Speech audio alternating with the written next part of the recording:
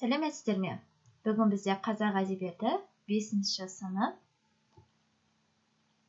1-ші бөлімнің 7-ші сабағы. Сабағымыздың тақырыбы Қобыланды батыр жыры, әйелдер бейнесі. Оқу мақсаттары: көркем шығармадағы кейіпкерлер портреті, іс-әрекеті арқылы образын ашу, кейіпкерлерді шынайы өмірмен салыстырып бағалау, көркем шығармадан алған әсерін сипаттап, авторға хат, өлең жазу. Сабақтың мақсаты: портреті мен іс-әрекеті арқылы образын ашу, кейіпкерлерді шынайы өмірмен салыстыра алу, жырдан алған әсерін сипаттап хат немесе өлең жаза алу. Бағалау критерийлері: көркем шығармадағы кейіпкерлер портреті мен іс-әрекеті арқылы әйелдер образын ашады. Жырдағы әйелдер бейнесін шынайы өмірмен салыстырып баға береді. Алған әсерін сипаттап, авторға хат, өлең немесе өлең жазады. Батырлық эпостарға тән белгілердің бірі: ел қамқоры, батырдың ең жақын досы, әрі жары, тамаша, сұлу, ақылды әйелдер бейнесінің жасалуы. Ал кейіпкер халықтардың эпосында әйел қаһармандар батырлық жағынан ерлерден кем болмай, кейде асып түсетін болып суреттеледі. Батырлар жырында көркемдігі кемел әйел бейнелері жасалған. Бұлар рудың, елдің бүтіндігіне септесетін дана аналар болып та есептеледі. Қобыланды батырда құртқа ерекше шеберлікпен сомдалады. Жырда ол жиі көрінбегенімен ең қажетті істерді атқарады. Құртқажан неге қамықтың, жолбарысың мен есенде, осы барған сапардан есен барып сау қайтсам, әйелде болсаң басыңды хан қылармын халыққа деп суреттейді. Бұдан біз Қобыландының ақ, адал махаббатының өз жарының асқан ақылдылығына риза болғанын көреміз. Күн секілді күллі әлемнің шырағы, нұрлы жүзің жұмақтың бір гүл бағы, оймақ ауыз ашылса шекер шашылар, соны көріп жайқалып гүлдер ашылар. Жалпы әйел баласын табиғат ерекше жаратады. Сұлулық пен көркемдікті тек әйелге ғана үйіп төгіп береді. Кей халықта болмасын, сөздің төресі өлең, сазгерлік шығарма көбіне әйелге, сол бір ерекше жандарға арналады. Әйелдің сұлулығын жыраулар барлық халықтарда бар. Сабақты бекіту.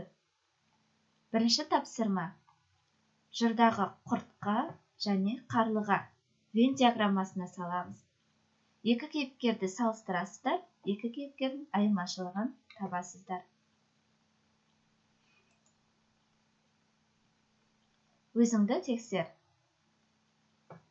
Құртқа: Қобыланды сияқты ерекше туған, батырдың теңі болып туған, көңілдегідей жақсы жары. Қобыланды қайрат иесі болғанда, құртқа ақыл-ой иесі. Ол Қобыландының келешегін ойланғандықтан болжау айтады. Екі жартыдан, екі жақсы сипаттан құралған жақсылықты бір бүтін өмір, бұл екеуінің біріккен өмірі болады. Қобыландының үйде отырған иесі ақылы құртқа. Құртқа елдің Қобыланды сияқты батырға қиял қылып қосқан жары. Ал қарлыға? Қарлыға көк сауытты киінген, көк сүңгіні ұстаған батыр тұлғасында алынады. Көбікті ханның қызы, Қобыланды үшін қолынан келген жәрдемін аямайды. Қарлыға батыр, өжет қыз. Қарлыға тек батыр ғана емес, ол өзінің ақылы, мінездерімен де сүйкімді. Ел жұртын тастап Қобыландыға ереді. Өз әкесі Көбіктіні өлтіруге көмектеседі. Туған інісі Біршынбайды өлтіреді. Мұның бәрін ол сүйген адамына қосылу үшін жасаған болады. Қарлығаның батырлық істері ел қорғау тірлігіне байланысты еместігін, оны бұған бастап жүрген махаббат күші, қыз намысы екендігі көрсетеді. Оның бар мақсаты өзі секілді батырға қосылу.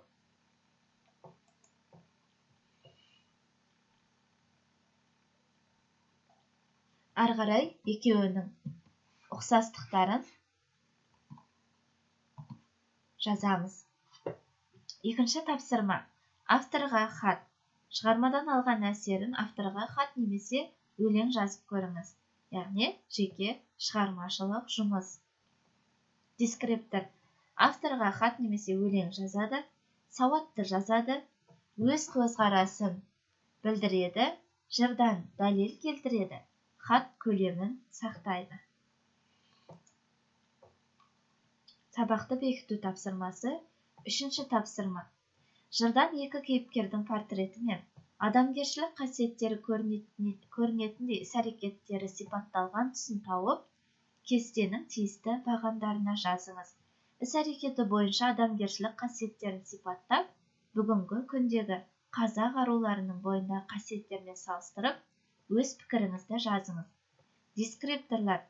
Мәтіннен кейіпкердің портреті суреттелген үзіндіні табады, іс-әрекеті берілген тұстарын анықтайды, іс-әрекетіне өзіндік сараптау жасап, адамгершілік қасиеттерін анықтайды. Кейіпкерлер бойындағы қасиеттерді қазіргі уақыттағы қыздардың бейнесімен салыстырып, өз ойын жеткізеді. Міне, кейіпкер құртқа, портреті жыр бойынша, іс-әрекеті жыр бойынша. Өздеріңіз қалаған іс-әрекетін алсаңыздар болады. Ал мынау қарлыға, яғни әйелдер образына байланысты жасаймыз. Жыр бойынша және қорытынды. Бүгінгі сабақта әйелдер образын аштым. Жырдағы әйелдер бейнесін шынайы өмірмен салыстырып, баға бере білдің. Алған әсерін сипаттап, авторға хат немесе өлең жаздыңдар, жарайсыңдар. Қосымша ресурстар. Төменде берілген сілтеме арқылы Қобыланды батыр жырын толық нұсқасын оқисыздар. Аналар бейнесі, ой толғау жазу. Назарларыңызға рахмет.